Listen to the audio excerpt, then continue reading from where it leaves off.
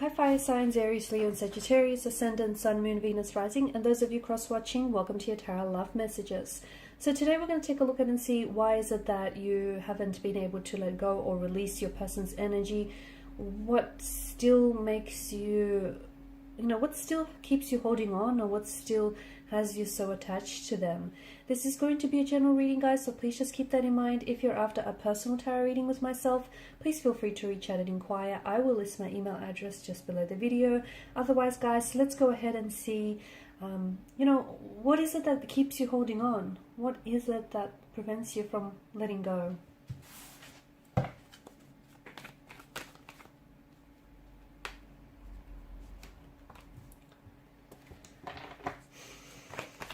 Hope is the key word that comes up here with the Five of Pentacles. You're still hopeful.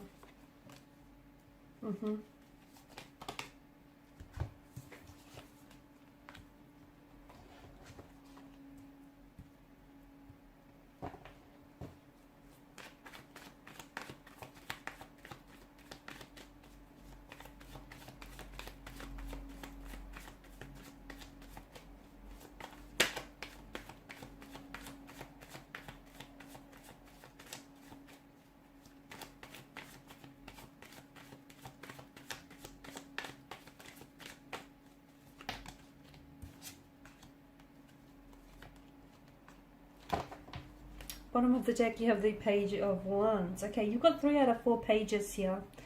I feel like a lot of you are still you're holding on to a sense of hope. And in holding on to hope,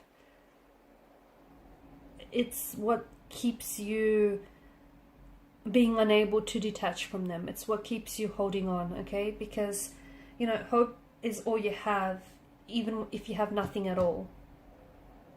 And a lot of you, maybe this is someone whom, you've completely disconnected with this person, the relationship, the connection, he has experienced a breakdown and you haven't heard from this person. But I feel like you still hold hope. You're still holding out for them coming back into your life.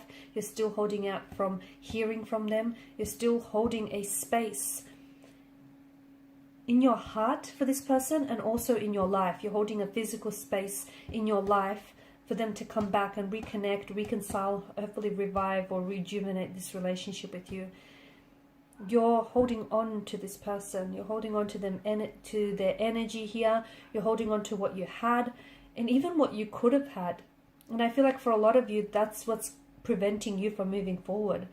It's all the things that the two of you spoke about having one day, the life that you guys have built up in your mind's eye, the visions that you've had for one another and for each, for the future here. It's that, and there may have been visions, but there are also illusions. So you're holding on to the illusion of what could have been, and that's what's keeping you from moving forward. And look, for some of you, there may still be hope. And it's hard, it's going to be a little bit hard to move on from something when there is still hope in the situation, right? And I feel like for a lot of you, that's the very thing that keeps you holding on. Because you're hopeful that one day you guys will reconnect, that everything will just work itself out and it'll fall back into its place, even though the circumstances may look very doom and gloom, but you're still hopeful that everything is going to work itself out.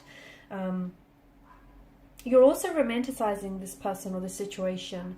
And when you put someone up on a pedestal, you instantly create a separation between yourself and this energy, okay? So a part of you is romanticizing, like you're looking at the situation and you're seeing what you want to see rather than what's really there. And maybe that works hand in hand with you holding out hope. Like, are you really being hopeful, or is that just you holding on to the illusion of what could have been? Is there really hope, or is just that you're holding on to the expectations and the illusions of what could have been between the two of you? So do be careful. Make sure that you're being honest with yourself, okay? And the hardest person to be honest with is yourselves, but you deserve that. You deserve that and no less here. This may have also been a younger energy that you were dealing with. And I feel like for a lot of you, even if this person isn't younger than you, then what I mean is that I don't think they've had as much emotional experiences or as much, I don't think they've had like long-term relationships here, or they may just not be ready. They might be at a different phase in their life where they feel like they still want to get out there. Maybe they want to do some exploring, some traveling. Maybe they want to study. Maybe they want to leave their options open here, and, you know, see if there's greener pasture elsewhere. It just feels like you're on very different stages, at different stages or phases of your lives here.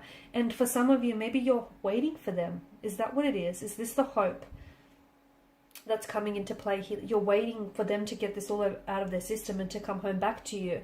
If you're doing that, be careful. You're walking on dangerous grounds here, because if you're going to wait for anyone or anything for that matter, set yourself a time frame, because how there's no guarantee. What is it that you're waiting for? Are you waiting for them to grow? Are you waiting for them to mature? Are you waiting for them to fall in love and get their heart broken so they could gain that experience? Are you waiting for them to come back and make a commitment? Did they make that commitment to you? Did they say that, you know, they're going to do this, and once they've done this, they're going to come back and they're going to commit to you? So what is it that you're waiting for? Is it you're waiting for some illusions or some expectations to be fulfilled? And if so, are they realistic? So you might want to ask yourself a few questions here, okay? Because I feel like for a lot of you, with the High Priestess, you're holding on to this person. You are, and you haven't let this person go. I don't think you're ready.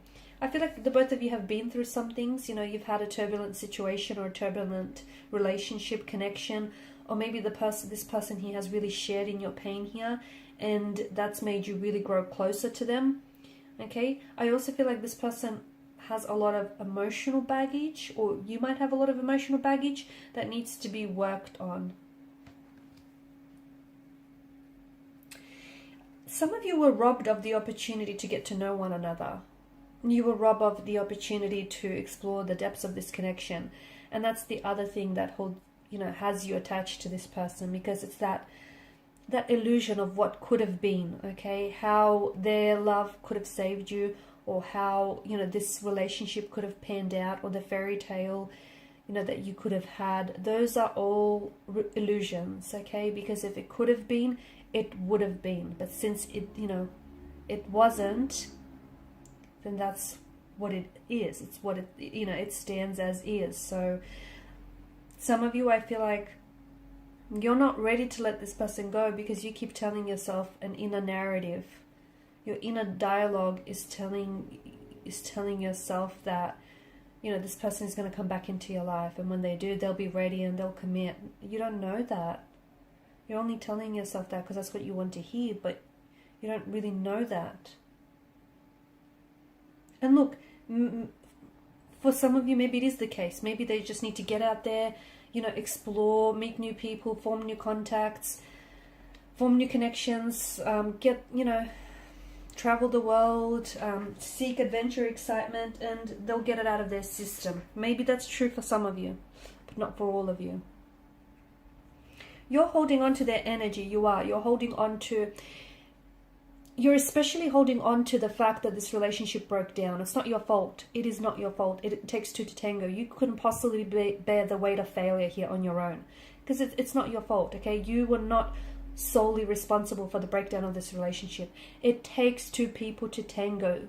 So it's great that you're assuming responsibility, but don't assume all of the responsibility, okay? Because you've played your role, but they've played theirs. So you have to forgive yourself. You have to hold them accountable, and you have to be honest with yourself here. You cannot possibly bear...